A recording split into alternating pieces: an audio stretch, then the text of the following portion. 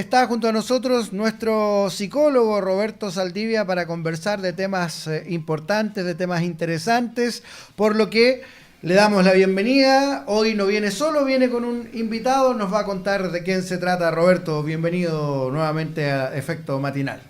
Muy buenos días a toda la audiencia, buenos días también a ti, querido Germán. Y sí, tenemos un gran invitado, que es don Carlos Espinosa, que viene en rol de profesor de filosofía. Vamos a hacer un encuentro entre psicología, filosofía, lo importante de las preguntas, hacer preguntas entre otros temas, y también obviamente director del Colegio San Francisco. Así que bienvenido, estimado Carlos, al programa, y conversemos un poquito también, ¿cierto, Germán?, sobre lo que es este interesante tema y necesario, cada vez más necesario, de lo que es la filosofía en lo cotidiano también y en nuestros niños. Hoy planteamos el preguntar de niño, pensar de adulto. Será lo que nos va a convocar en este momento de conversación. Te damos la bienvenida, Carlos. Muchas gracias por estar con nosotros el día de hoy. Muchas gracias por la invitación, Germán, y también aquí a Roberto por invitarnos a descubrir, ¿cierto?, esta temática bastante interesante que ustedes plantean, ¿cierto?, cómo evoluciona un niño y da el paso a la adultez sin olvidar algo fundamental, que es el pensar, digamos. Entonces eso es bastante interesante, y le agradezco también la invitación, y aprovecho de mandar un saludo a los estudiantes y a la comunidad del Colegio San Francisco de Asís de Angol, que me ausenté un rato, pero ya volveré. Carlos, necesito que me saques de una duda. ¿Qué relación hay entre la filosofía y el gorrito este? Que siempre veo un filósofo con el gorrito, con la boina.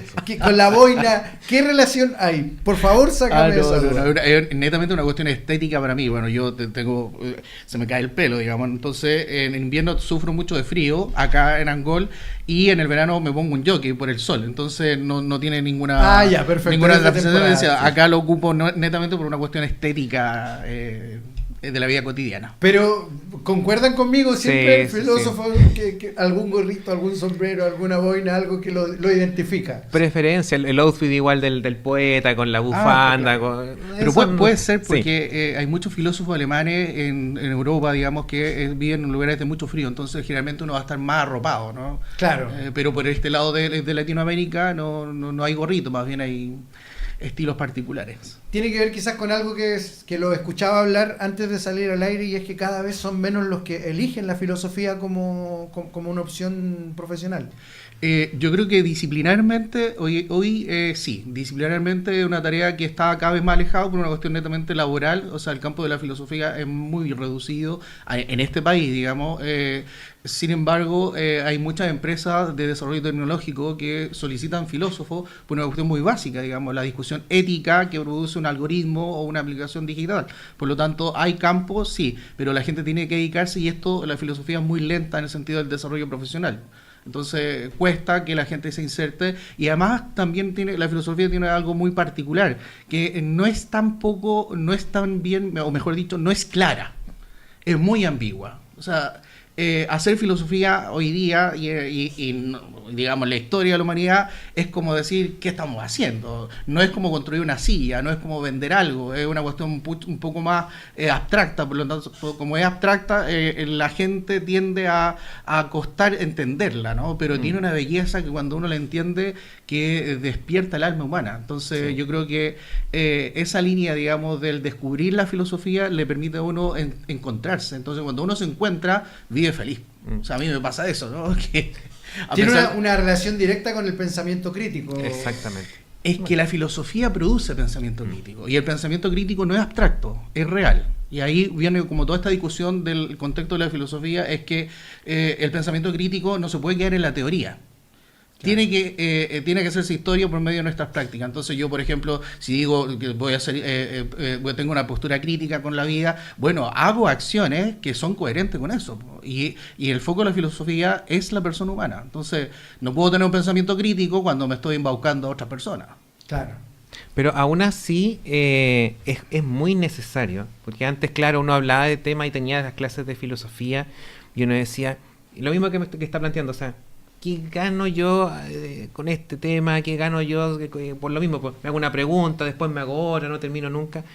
Pero en la sociedad en la que vivimos está costando mucho, y también quizás era la primera invitación a lo que antiguamente nuestros hijos, uno mismo, se hacía para conocer, que es hacerse el arte, hacerse preguntas, planteársela a nuestros papás, y esas preguntas también hacen que, como usted muy bien indica, ir construyendo conocimiento, ir reflexionando, y eso también se ha ido reemplazando porque este ejercicio que uno hacía ahora es más fácil, lo hace un otro, lo hace un adulto, lo hace un influencer, lo hace una inteligencia artificial, y aún así yo creo que es mucho más necesaria la filosofía en nuestros tiempos, ¿no? ¿Cómo podemos inculcar y apoyar este proceso de apoyar a nuestros hijos y a desarrollarse preguntas, no solamente estar con la pantalla, con el programa, buscando respuestas?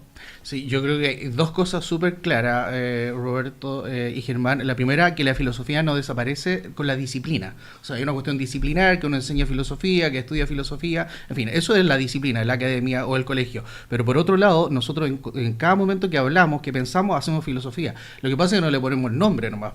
Un niño cuando aprende a leer está haciendo filosofía, está haciendo un análisis lógico, ¿no? Que por ejemplo, la L con la A es la, digamos, y no es melón, ni es sandía, ni es silla, sino que es una palabra que está claramente estructurada, ¿cierto? Lógicamente. Lo mismo, por ejemplo, con las matemáticas. Entonces, yo creo que una de las problemáticas nuestras de la humanidad es que en vez de preguntarnos, respondemos. Entonces uno se pregunta, por ejemplo, ¿qué es esto? ¿No? Que es la pregunta original. Los griegos se plantearon el origen del mundo preguntándose ¿qué es el origen? Y luego uno dijo que era el agua, el otro el viento, el otro la tierra. Incluso uno se atrevió a decir que era el movimiento, ¿no? Y Heráclito señaló que era el ser. Entonces, claro, nosotros cabemos, ¿cierto?, en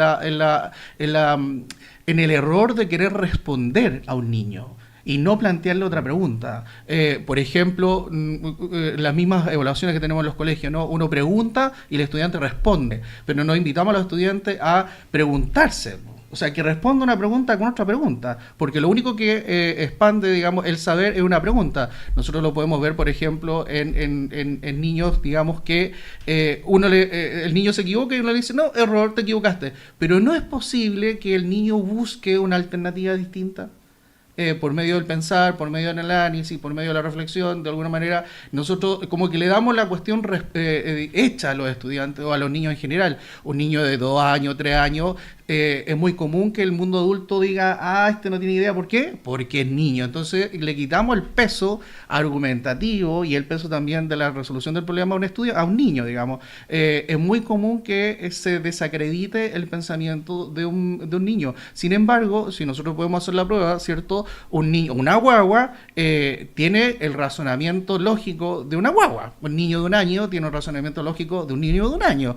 Todos nosotros tenemos razonamiento, ¿cierto?, más avanzado porque nos hemos dedicado al estudio. Pero si yo, por ejemplo, quiero hablar de física nuclear, no tengo ni la menor idea. ¿Por qué? Porque no me he dedicado a la física nuclear. Entonces pasa que los niños de 5 años tienen un pensamiento muy desarrollado para un niño de 5 años. Entonces nosotros ahí tenemos que potenciar la habilidad lingüística y la habilidad lógica de los estudiantes. Para mí la clave del trabajo con los niños es el lenguaje, no es otra cosa.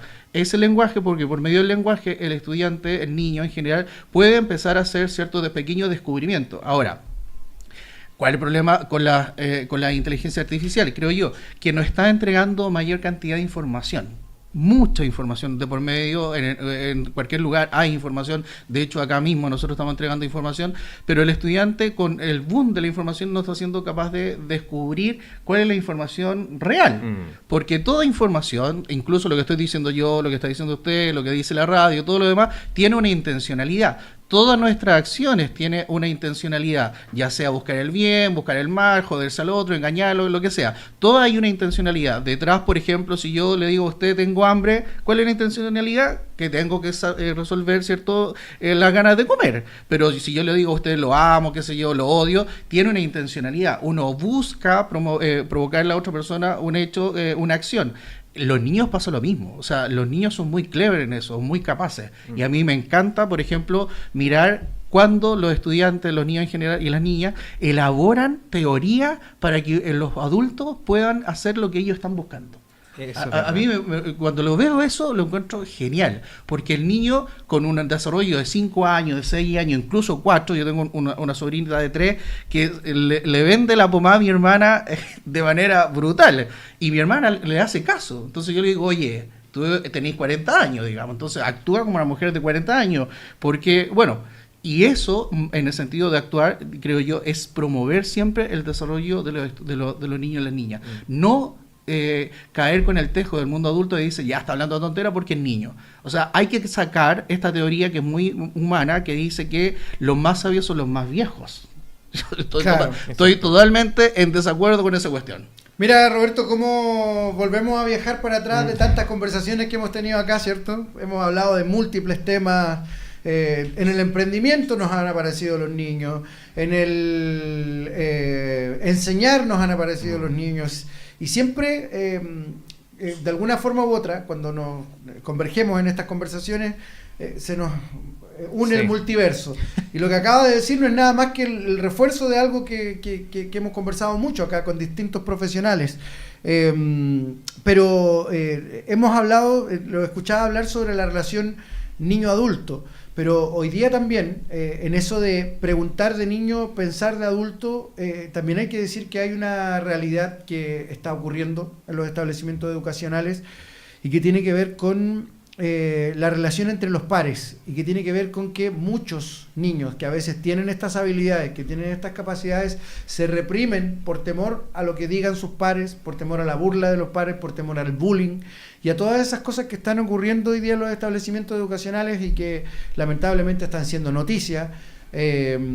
Y que tenemos que también ir buscando la manera. Yo sé que hay instancias que se preocupan de esto, profesionales que se preocupan de esto, pero ante la cantidad de niños que hay en un establecimiento educacional, a veces las fuerzas, por mucho que queramos, no dan, Roberto, y yo sé que tú tienes mucha experiencia en eso. Bueno, aquí hay experiencia mutua, me imagino también aquí, mi estimado Carlos, en los colegios y todo eso, pero yo vuelvo a un punto que también hemos conversado harto, y fíjate que cuando estaba buscando información había algo que la psicóloga que se llama Amanda Céspedes traía e indicaba lo siguiente, y lo hemos conversado también, querido Germán. Cuando hay temas de violencia, cuando hay temas digamos, lo que un niño transmita en un aula, cuando son 20 o 25 niños, también es lo que la familia le transmite al niño para que pueda compartir. Y también en ese sentido nosotros, la familia, también somos los primeros formadores dentro de eso. Y muchas veces pasa, y aquí me hago responsable yo para no cargarle la mata también a mi estimado director, que en el colegio todo eso se recibe. Y uno intenta mediar sobre eso, pero tú cuando ves mayores temas, tú vas viendo, o mayores dificultades en los colegios, como que lo académico está quedando muy de lado, no porque el colegio no lo quiera asumir, sino porque tiene que responder a muchos ámbitos que quizás no le corresponden a un colegio por un lado. Y volviendo al tema quizás de lo que planteaba acá nuestro director, es el hecho también de que mientras no haya espacio de pensamiento, mientras no haya este espacio, especialmente de niños también, ¿por qué, Germán? Porque la comunidad, porque mientras más pequeños son los niños, desarrollan mayores habilidades cognitivas, hay mayores sinapsis, hay mayor tema de aprendizaje. Entonces, si una familia no fomenta en conjunto con el colegio esos procesos cognitivos, van a ocurrir muchos también problemas como tú muy bien dices, de comunicación, de apertura, pero aún así me he dado cuenta también, también como apoderado, porque también tengo mi hijo en el colegio, de que en la medida que los chicos van compartiendo con sus pares y también se genera esa posibilidad de conocerse, los chicos son, como muy bien dijo también acá don Carlos, son bien, aparte de receptivos, son bastante colaboradores. De repente los temas, insisto, vienen más del mundo adulto que el mundo de los chicos en el desarrollo de un aula, por ejemplo. Yo creo que el tema de casa junto con el tema de colegio tiene que ir muy mancomunado para que esto también se vaya potenciando. Y qué bueno que tenemos a un director hoy día de un establecimiento, filósofo además, y quien alguna vez, estoy seguro, pasó por un aula, fue alumno y recuerda esa relación que tuvimos con el profesor, esa relación que tuvimos con los mayores, y tendemos a recordar y decir, caramba, cómo nos marcó positivamente un profesor, o cómo nos marcó también negativamente. Exacto. Porque están esas dos realidades. Y hoy día, y recuerdo aquel programa, Roberto, cuando hablábamos de que muchas veces los niños hoy día, los establecimientos son un número. Premiamos al 7, premiamos al 6-8, premiamos al 6-9, pero al presidente del curso, al líder, al turquito del curso, al vendedor, a ese que es emprendedor, no lo premiamos. No premiamos al empático, premiamos al que tiene mejor asistencia. Cuando de repente uno de esos alumnos que no tuvo muy buena asistencia es precisamente porque tuvo un gran problema de salud, tuvo un gran problema en la casa, que nosotros lo desconocemos, pero lo miramos y caramba, ese es el más empático del curso. Exacto. Y no recibe un reconocimiento por aquello que hoy día, quizás si lo reconociéramos, seríamos capaces de generar a más niños interesados en querer tener ese tipo de aptitudes o actitudes. Exacto, yo estaba pensando mientras ustedes hablaban de dos cosas. Lo primero, de la evolución o devolución, digamos, del proceso escolar, y segundo, de una cuestión que a mí me parece muy interesante, que es la política de inclusión educativa de este país. Lo primero, tenemos que pensar que el origen de la educación no era enseñar técnicas, no era enseñar una cuestión, digamos, que uno podía aprender, era para formar ciudadanos, ¿no? El liceo aristotélico era para formar ciudadanos, y uno se enfrentaba, ¿cierto?, en el espacio público por privilegio, que es la escuela. O sea, nosotros tenemos que asumir que la escuela es el espacio público, y como es público, exageradamente político, de mayor, digamos, peso a nivel de la sociedad, creo yo, ¿no? Porque, por ejemplo, en nuestro colegio hay 1.050 estudiantes, 1.050 posturas, 1.050 ideas, 1.050, ¿cierto?, historias particulares de cada quien. Entonces, la escuela tiene que tomar esos 1.050 estudiantes y los tiene que estandarizar. O sea, cualquier modelo educativo hace que un estudiante más o menos tenga un lineamiento estandarizado de forma de ser, de cultura, etcétera, etcétera. Una escuela técnica enseña, qué sé yo, gastronomía. Una escuela humanista como la nuestra enseña para prepararse para la universidad. Pero hemos dejado como sistema educativo de lado las ventajas y lo positivo que tiene la diferencia, la diversidad. Entonces, cuando digo diversidad, digo pensamiento y conocimientos diversos. Yo jamás hubiese podido estudiar, por ejemplo, algo de matemática. No tengo las capacidades. Tampoco pudiese haber estudiado algo, por ejemplo, no sé, de química o lo que sea. Pero sí tenía capacidad humanista. Yo tenía compañeros que son artistas, en fin.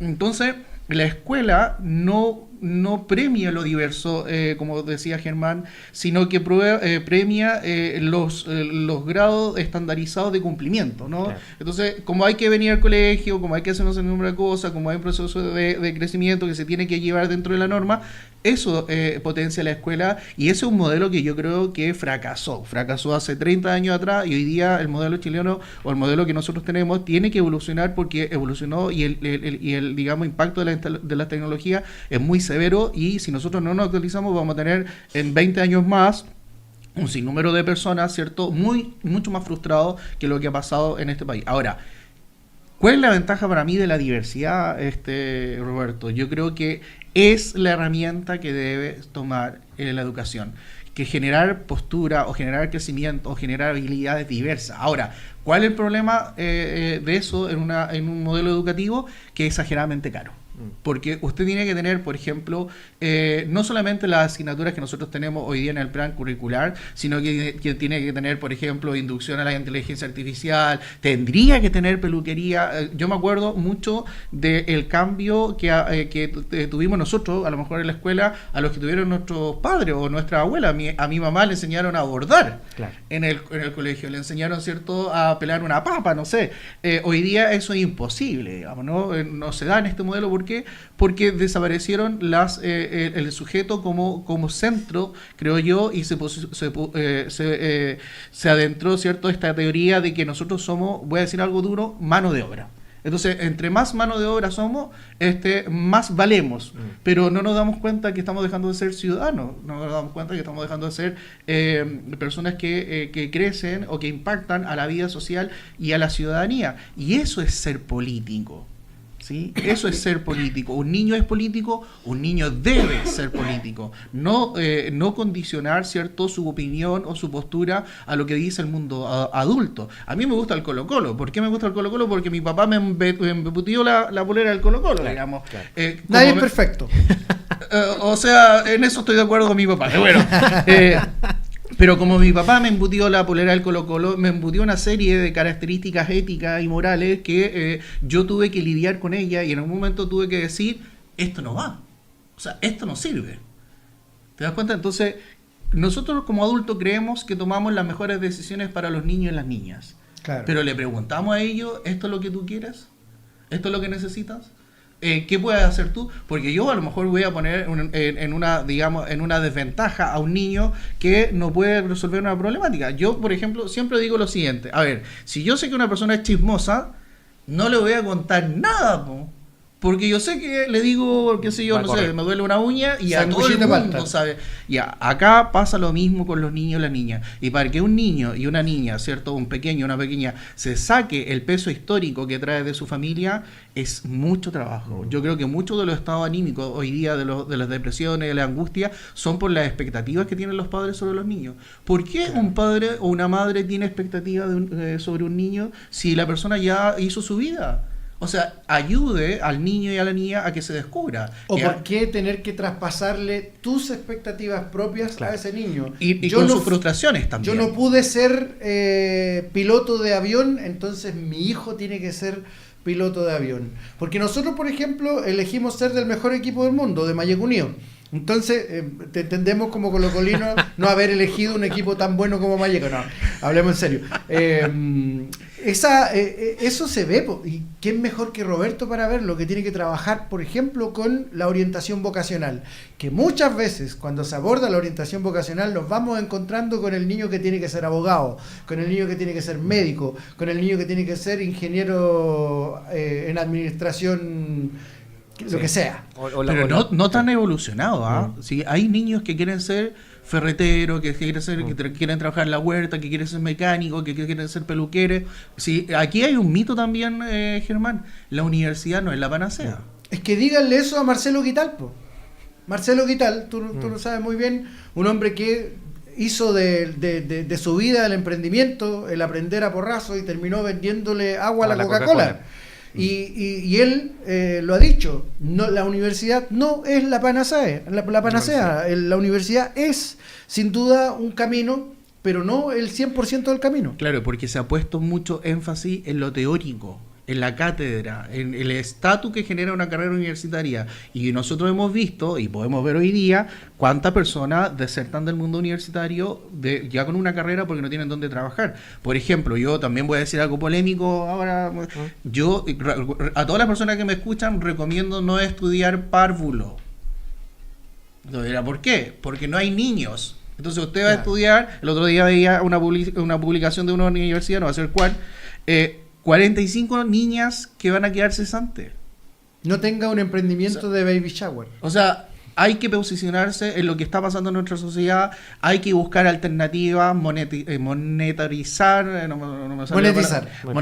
¿cierto?, su creatividad. Y hay gente muy creativa, no solamente lo digo con respecto a la cuestión esta de los influencers, no, sino que hay gente que ha hecho, ¿cierto?, una buena vida sin pasar por la universidad, sin la teoría, pero tiene una técnica, una capacidad técnica, ¿cierto?, brutal. A mí me gusta, por ejemplo, las rosas, digamos, ¿no? Tengo un par de rosas, pero no he sido capaz, con todos los videos que he visto, de poder injertar una.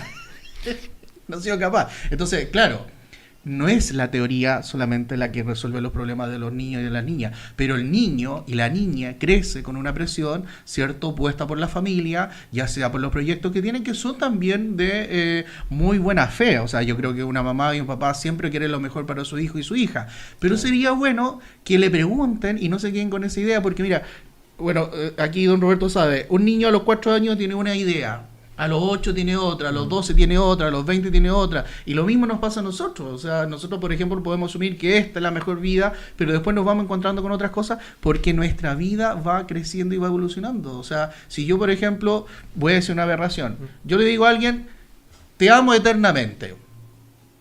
¿Sí? Le digo, te amo eternamente, pero resulta que mañana conozco a otra persona que la eternidad duró hasta mañana, po. Y resulta que mañana amo a otra persona. Infinitamente. Infinitamente. Y a lo que pasa es que la gente no está preparada para eso y empieza, ¿cierto?, a creer que las cosas son en el tiempo permanente. Y no, porque las cosas son cronológicas. Y hay un término muy griego que a mí me encanta mucho. Las cosas son kairos. O sea, el tiempo de las cosas tiene una duración que no es cronológica. Entonces yo puedo suponer, ¿cierto?, que mi vida va para un camino, pero ese tiempo se acortó y se acabó y hasta ahí nomás llegó la cuestión. Y el niño y la niña tienen que estar preparados para que eso cambie. Lo que pasa es que la única constante que existe en el mundo es que la persona, y hay cuestiones para que uno cambie, pero lo permanente es brutal, es aburrido, es fome. Yo invitaría a toda la gente a que se pegue un sacudón, ¿cierto?, y haga otras cosas porque le va a encontrar otra gracia a su propia vida. Pero eso un niño, ¿cierto?, no lo entiende porque hay cuestiones tradicionales, hay cuestiones, digamos, establecidas, hay cuestiones estéticamente, por ejemplo, la familia, ¿no? Es una cuestión que está institucionalmente construida por varios sujetos, digamos, hombre o mujer, lo que sea, pero está constituida así. Pero también no se dan cuenta que cambió todo, tenemos que cambiar también nuestra postura y los niños tienen que ser capaces de esa flexibilidad cotidiana. O sea, a mí me gustó mucho una foto que vi un día que con respecto a los Legos, ¿no? Todos sabemos cuáles son los Legos. Uh-huh. Entonces, nosotros, los adultos, tenemos la flexibilidad que tienen los Legos. O sea, ninguna flexibilidad. Entonces, aparece un niño con una problemática que se la plantea el papá y se la plantea la mamá y no hayan qué hacer. Claro, y ahí, Carlos, yo me interesaría detenerme en algo que hemos planteado en otras oportunidades con Roberto acá, y es que en este momento hay muchas personas que se detuvieron y que están ahí escuchando. Y de hecho, me acaba de hacer saber un amigo y me dice, no te puedo creer que están hablando de este tema, me dijo, estábamos ayer conversando de esto en la mesa con la familia. Pero también es cierto que hay otros que... y se cambiaron, pues. Se cambiaron. Y resulta que esa persona que se cambió es papá, es mamá, es tío, es abuelo. Relativizan estos temas, no los valoran, no le dan importancia. O sea, el hecho de decir, están hablando puras tonteras, cuando en realidad son personas que tienen vínculo con niños en este momento, niños que están estudiando, no están en la casa, pero están en este momento en el colegio. ¿Cuál sería el llamado que tú le harías como director, Carlos, a esa gente que hoy nos está escuchando y que precisamente o no le ha dado importancia a esta conversación o ha dicho, no, pero es que son niños, ¿cómo se les ocurre que los vamos a poner al mismo nivel que nosotros?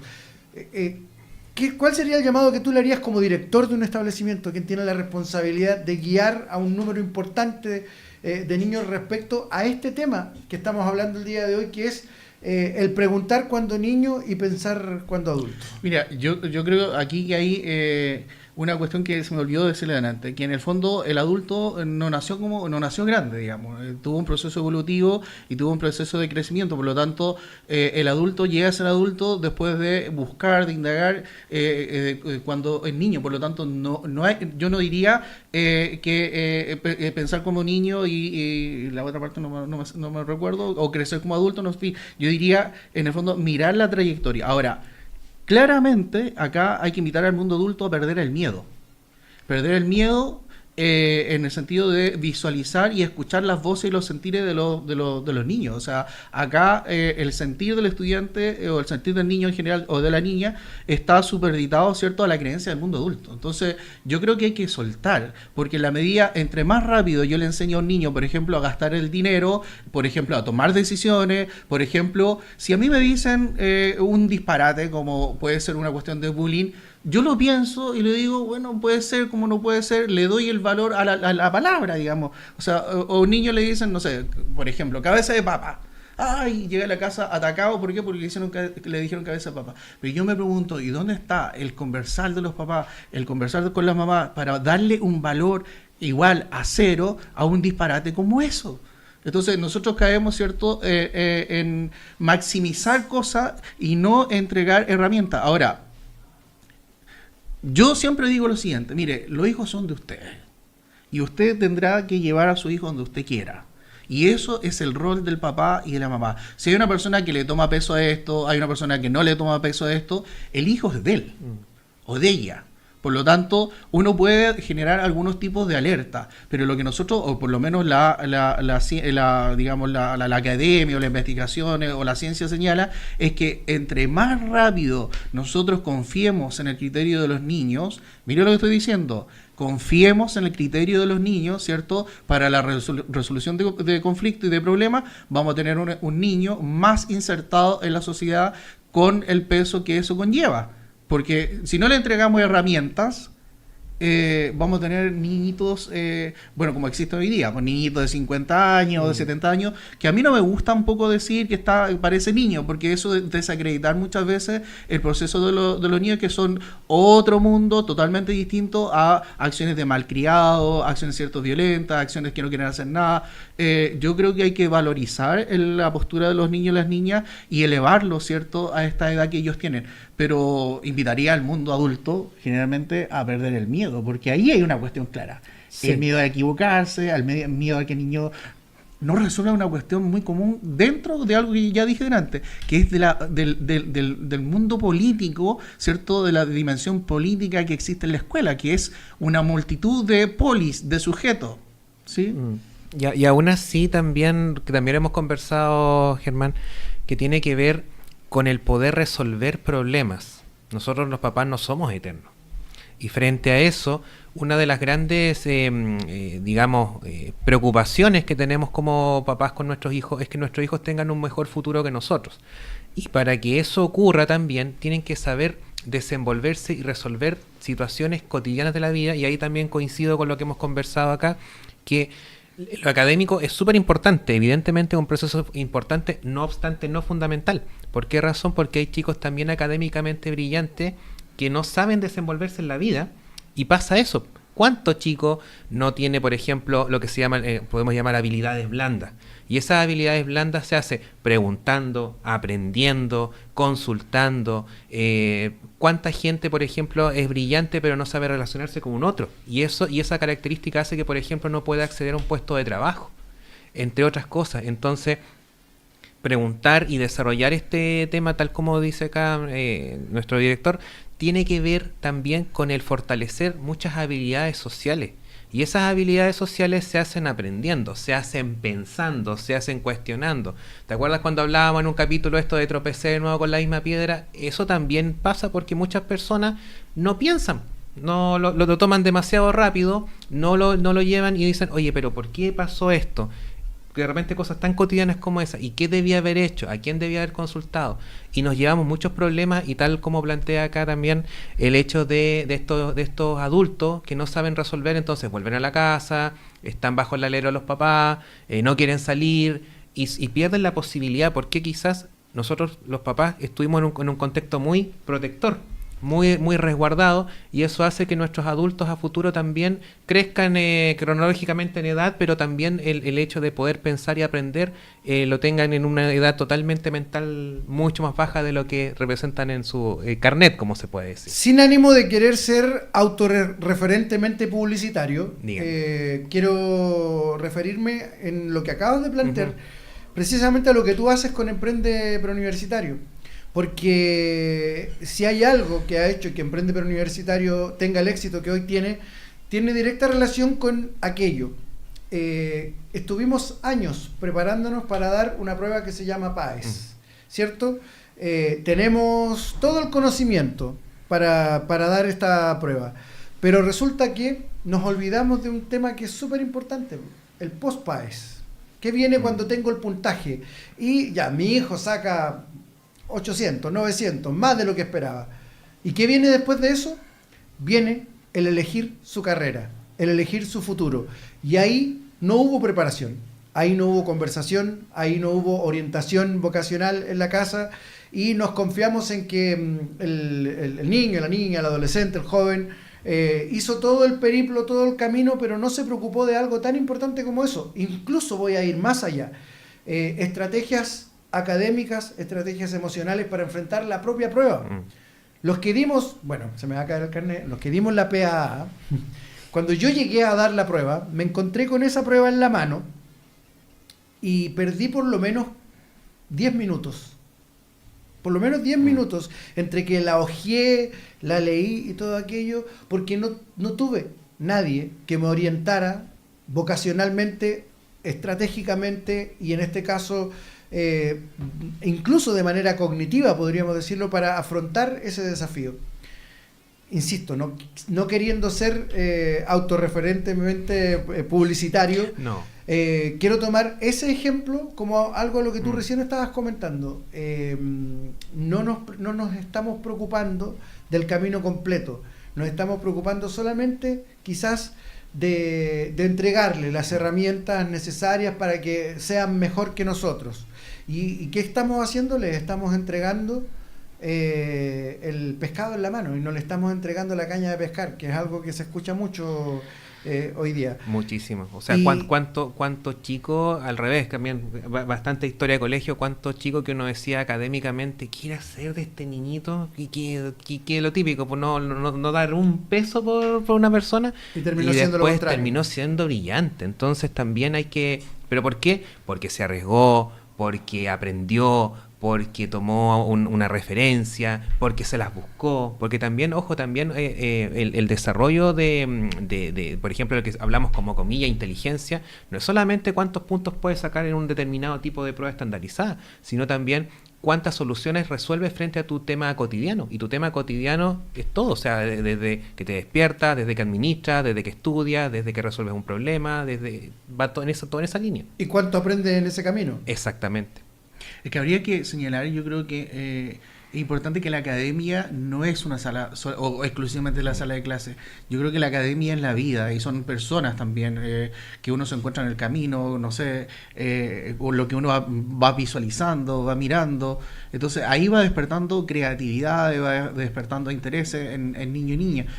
Yo creo que hay que salir, bueno, y esto ya es una crítica a la modernidad, hay que salir del teléfono, salir de la televisión, salir de la pantalla, ir a mirar. O sea, hay algo que a mí me llama mucho la atención, que es acá, por ejemplo, la naturaleza, ir mirando de cuestiones que son muy importantes, el impacto de las otras personas también, que yo creo que es fundamental lo que vamos aprendiendo. Entonces se ha encasillado el saber el saber, digamos, en cuestiones como teórica o en la academia, cuando la gente cotidiana o la gente común tiene mucho que enseñar. Entonces, claro, ahí se hace ese quiebre, ¿cierto? Y se posiciona a estas preguntas muy básicas. ¿Qué voy a hacer de mi vida mañana, digamos? Y yo creo que no está resuelta con un título universitario. O sea, yo todos los días me pregunto no voy a decir una palabra mexicana, pero no lo voy a decir, ¿no? ¿Qué estoy haciendo acá? ¿Y para dónde va la micro, digamos, no? Porque en el fondo uno tiene que estar preparado para eso. Pero si uno, que yo tengo ya más de 40 años, me pregunto eso, ¿por qué no se lo tiene que preguntar a un niño que está en etapa de formación y que se puede equivocar y que puede volver atrás y que puede volver a partir, que puede volver a empezar? Entonces hay que potenciar las creatividades. Yo creo ahí, digamos, como desde el área ya como más educacional, que hay cuestiones básicas que tienen que promover los adultos, que es entregar a los niños ni siquiera la caña de pescar. Ni siquiera. Hay que entregarle la problemática. Heidegger, que es un gran filósofo, ¿cierto?, que a mí me encanta, dice que en el momento de mayor algidez del alma, ¿cierto?, del corazón, el ser humano se encuentra. ¿Por qué? Porque no ve nada. O sea, y donde no hay nada, ¿qué hay? Nada. Entonces, un niño no está capacitado para resolver problemas. ¿Por qué? Porque ahí viene el superpapá, la supermamá a resolver las problemáticas del mundo de los niños, con todo, digamos, las imperfecciones que pueda tener el mundo adulto. Entonces, un niño se pelea con otro, vienen los papás. qué sé yo, tiene problemas de enamoramiento, vienen los papás. Entonces hay que sacarse la capa, creo yo, que no sirve de nada, y entregar el problema al niño o la niña para que sea capaz de ir resolviéndolo. Y ahí eso es lo que tenemos que hacer nosotros, estar dispuestos a entregarle las herramientas para que lo puedan hacer, pero no entregarle la caña, no entregarle el pescado, no entregarle la lancha, no le entregue nada. Creo yo que es un buen camino para que los niños en general empiecen, ¿cierto?, a descubrir la belleza que es el mundo, porque yo encuentro, ¿cierto?, citando a Leibniz, un gran filósofo, que este es el mejor mundo posible. Yo no veo la vida con la complejidad que hay, sobre todo acá, digamos, encuentro que es un lugar bellísimo. Yo miro la cordillera de Golbuta y lo encuentro genial, digamos. Entonces hay que cambiar también el switch de lo que nosotros hablamos, del juicio valórico de las cosas, a hablar positivo. Porque ¿cómo no va a ser bonito tener un hijo, ser padre, ser madre? ¿Cómo no va a ser bonito eso? Y uno ve gente a veces agobiada, choreada, no sé qué. Entonces no lo haga. Si se va a cansar, no le pase su cansancio a los niños. No, es que yo tengo que trabajar mucho. Bueno, pero eso lo hace todo hijo vecino, pues. Y su hijo no es responsable de eso. Entonces, hablemos positivo. Enseñémosle a los niños y a las niñas a hablar en positivo. Enseñémosle a que pueden resolver problemas y que no hay ninguna cosa que no se puede retractar, que no se puede cambiar, salvo el hecho de la muerte. Carlos en su relato despertó al Kraken, porque dijo hacer una alusión a México y despertó al mexicano. Hola, buenos días. Buen tema, buen tema. Quiero mandarle un saludo al psicólogo Roberto y al panelista también. Que tengan muy buen día. Gracias. Pequeño comentario. Muchas veces estamos enfocados hacia lo que los niños van a estudiar y demás, o querer, dependiendo de sus cualidades, sus aptitudes.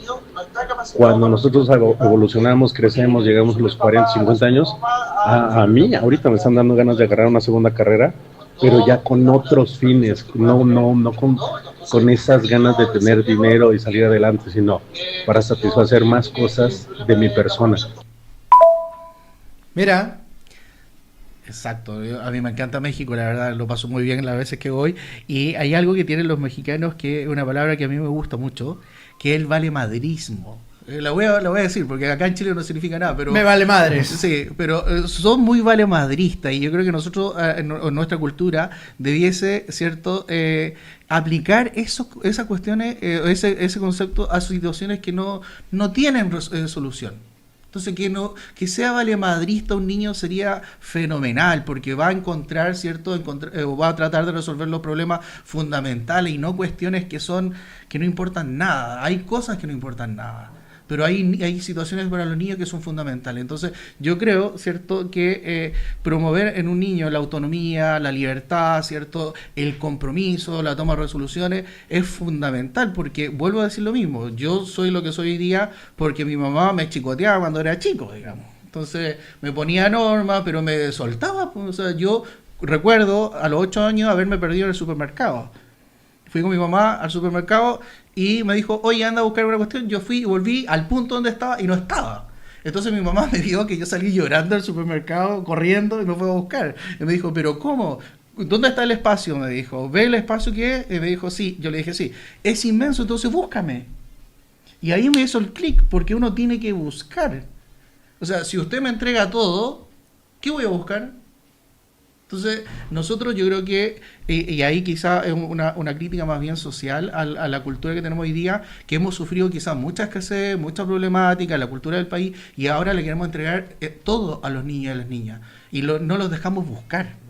Entonces, una persona que no busca, que ya se sabe el camino de sobra, uno se encuentra con personas y no te sorprende. Entonces, como dice este cantautor argentino Cortés, Alberto Cortés, el camino recorrido ya es fome. Pero un niño de 5 años, 6 años, 7 años también ya... El camino recorrido es fome para él. Entonces nosotros yo creo que tenemos que buscarle alternativas, no del ideario adulto, sino que del ideario de niños y niñas, de cosas nuevas. Entonces ahí ya funciona mal la psicología, pero acá... Sí. Sí, no, no, aún así también es respecto a lo que también nosotros de la psicología llamamos cuando pasa ciertas edades, ¿te acuerdas? Las crisis de los 30, de los 40, etcétera. Y yo por lo menos veo también y desde la experiencia de que muchas veces estas comillas crisis, que son, por ejemplo, quizás no lo que está contando Tania, pero aprender sobre una cosa y después ir mejorando, muchas veces son quizás crisis más profundas y más severas por lo mismo, porque no solucionamos. Entonces viene la situación y no sabemos qué hacer y de repente era eso. Oye, pero si me dieron el espacio, me hubieran dado el espacio, lo hubiera tomado, no hubiera recurrido tanto a un otro, también eso me ayuda a crecer. Por lo tanto también el hecho de poder preguntar, de poder aprender, nos facilita ese camino a tomar la crisis también como una oportunidad. Muchas veces pasan de repente cosas muy pequeñas y uno se frena. Y tras esa crisis siempre, como planteó acá nuestro director, hay una oportunidad de cambiar, una oportunidad de mejorar y una oportunidad de crecer.